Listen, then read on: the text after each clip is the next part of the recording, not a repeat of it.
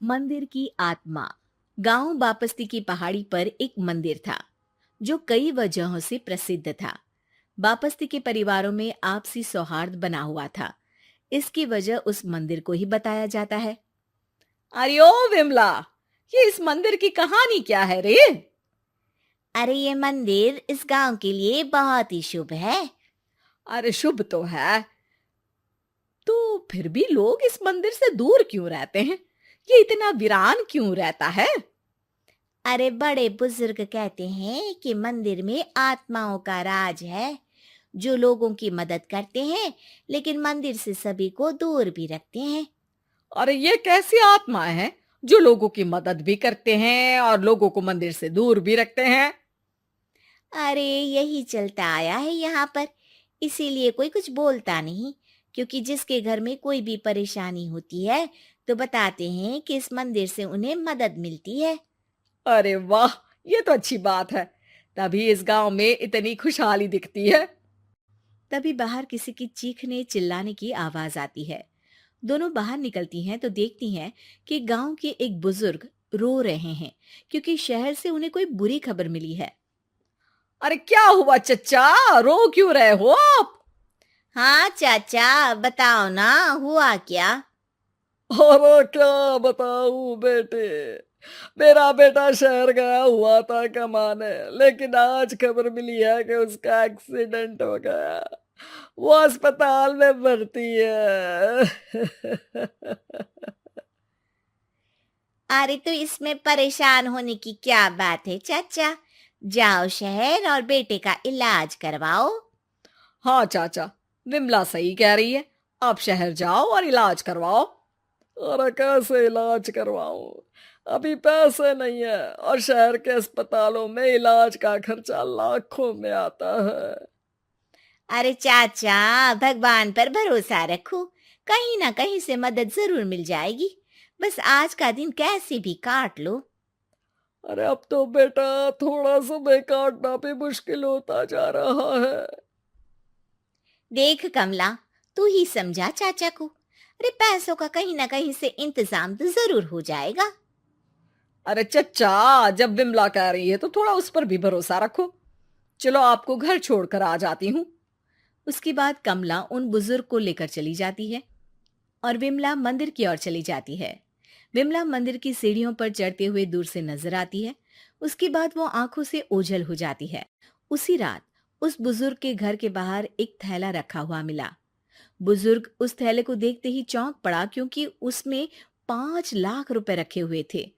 वो बुजुर्ग सुबह दौड़ा दौड़ा गांव के दूसरे बुजुर्गों के पास गया।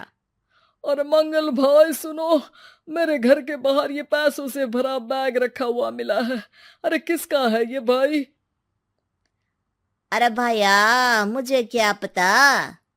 तभी उधर से कमला और विमला निकलती हैं।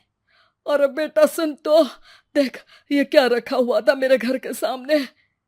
कमला और विमला हैरानी से देखती हैं। अरे वाह, देख विमला, तूने कहा था ना कि कोई ना कोई मदद जरूर करेगा। अरे भगवान सबकी मदद करते हैं। ये पैसों की मदद भी भगवान ने ही भेजी है। और क्या। अब चच्चा सोच क्या रहे हो, शहर जाओ और बेटे का इलाज करवाओ। ठीक है बेटियों, जो तुम कहो। चलो निकलता हूँ शहर बेटे का इलाज करवाने के लिए। अरे विमला, एक बात तो बता, ये इन्हें मिले तो कैसे मिले पैसे? अरे मैं ना कहती थी कि ये मंदिर सबकी मुसीबतों में मदद भेजता है। अरे वाकई बड़ी पुण्य आत्मा है मंदिर में। सो तो है, लेकिन उनके बारे में लोगों को कम ही पता है। अच्छा, और तुम्हें क्या पता है? अ, जितना पता था वो तो बता दिया। ना रे ना, मैं नहीं मानती। तू कुछ तो छिपा रही है। अरे कुछ ना छिपा रही, जो पता था वो बता दिया।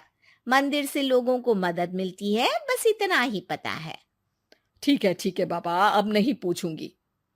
इसके बाद उसी रात कमला चुपचाप अपने कमरे से निकलती है और मंदिर की ओर चल पड़ती है। कमला धीरे धीरे मंदिर के दरवाजे पर पहुंचती है। अंदर से हल्की हल्की रोशनी आ रही थी। इसके बाद जो वो देखती है वो हैरान रह जाती है।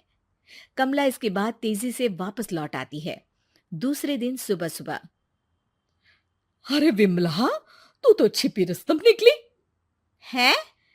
ऐसा क्या छिपा लिया मैंने?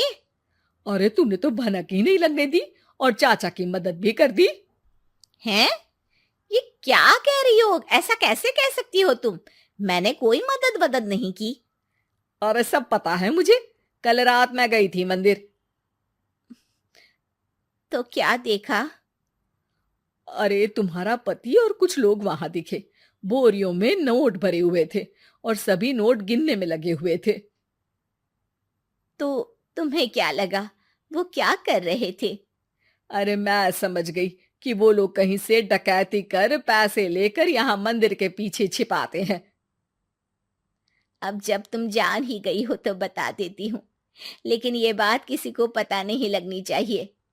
मेरे पति डकैती नहीं डालते हैं, बस उन लोगों से पैसे छीनते हैं जिन्होंने गलत तरीके से पैसे बनाए हैं।